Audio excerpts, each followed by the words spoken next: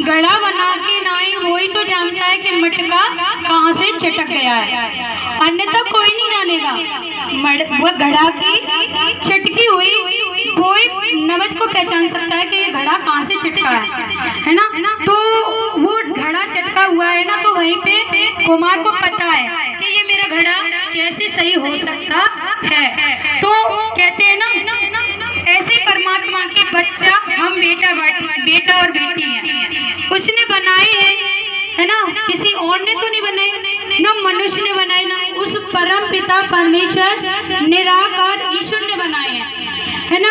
उसने हमें एक अनंत जीवन जीने के लिए भेजा है यहाँ पे, कीड़े मकोड़ों की तरह नहीं जिंदगी गुजारने के लिए। मगर हम क्या सोचते हैं, हम आ जाते हैं, हम अपने बने बनाए, जैसे कि हमारे बने बनाए जाल में फंस जाते हैं। एक मकड़ी होती है ना, मकड़ी जैसे जाल को खोल लेती है, उसी तरीका से हमने अपने नियम से अपने कारोबारों में फंस गए हैं और उस जलजाल में से निकलने की बहुत कोशिश करते हैं मगर निकल नहीं पाते हैं। मगर जब तक आप ईश्वर से मदद नहीं मांगोगे तब तक आपको रास्ता भी नहीं मिलेगा। आप परमात्मा से मदद मांगो, परमात्मा तो तुम्हें रास्ता देने के लिए तैयार है। कहते हैं ना, हे बेटा बेटियों तुम मेरे पास आओ, मैं तुम्हें अनंत जीवन देने के लिए तैयार हूँ। मगर हम आते कब है ना, हम आते नहीं है और हम कहते हैं कि ये मेरे लिए नहीं है, ये तो उन बहन के लिए है, ये इन बहन के लिए है। नहीं, हमारे 4 बच्चे होते हैं, क्या हमको 4 बच्चों को अलग अलग तरीका से देते हैं क्या? नहीं देते, उनको एक ही तरीका से सीख भी देते हैं, सब चीज देते हैं अपने 4 बच्चों को। अब बच्चे रहे कि सीख को कहाँ तक कौन मानता है ना। तो 2 ही रास्ते हैं, एक तो परमात्मा का है, एक शैतान का है।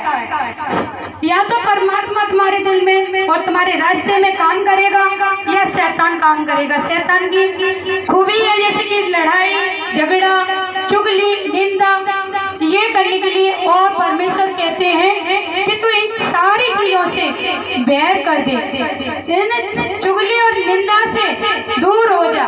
मैंने तुझे क्षमा किया है, तू भी क्षमा कर, तू भी क्षमा करेगा तब मैं तुझे क्षमा करके लेके आएंगे, है ना। आप लोग समझो, स्वर्ग के द्वार तो सभी के लिए खुले हुए हैं, है ना। चौड़े रास्ते पे हर एक कोई चलना चाहता है, मगर सुकड़े रास्ते से कोई नहीं चलना चाहता, क्योंकि सुकड़े रास्ते में परेशानी होती है ना। उसमें परेशानी से जाना पड़ता है, कभी सुकड़ के जाना पड़ेगा, कभी लेट के जाना पड़ेगा, कभी बैठ के जाना पड़ेगा। और चौड़ा रास्ता तो जैसे कि सभी लोग जा रहे हैं तो भीड़ में निकल जाते हैं, है ना।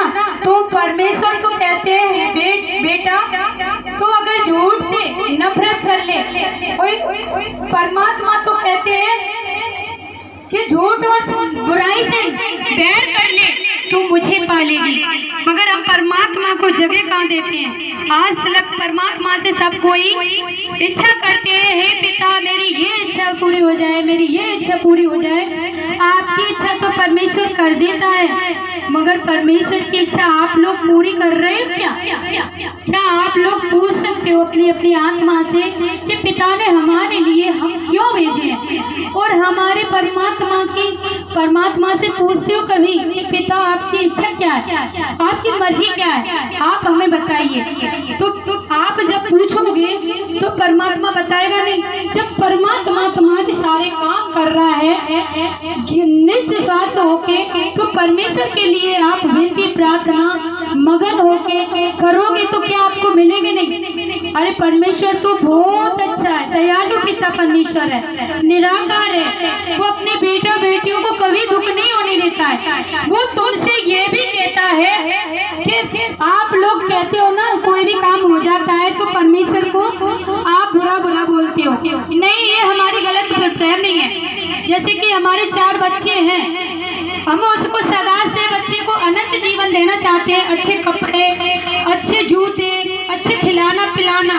तो क्या बेटा जैसे मम्मी पापा होते हैं क्या उसे देंगे नहीं, वो देते हैं, मगर हमारी सोच में खराबी हो जाती है ना। तो ऐसे ही हमारा पिता है। तो परमेश्वर तो कहता है परमेश्वर तेरा मैं एक परम विधान हूँ। क्या तुझे लगता है मैं बुरी चीज दे सकता हूँ? नहीं दे सकता। पिता जब भला है तो भली चीज दे सकेगा, पिता जब अच्छा है तो अच्छी चीज दे सकेगा, है ना, कोई गलत चीज नहीं देगा, है ना। तो आप लोग देखो, आप लोग चल तो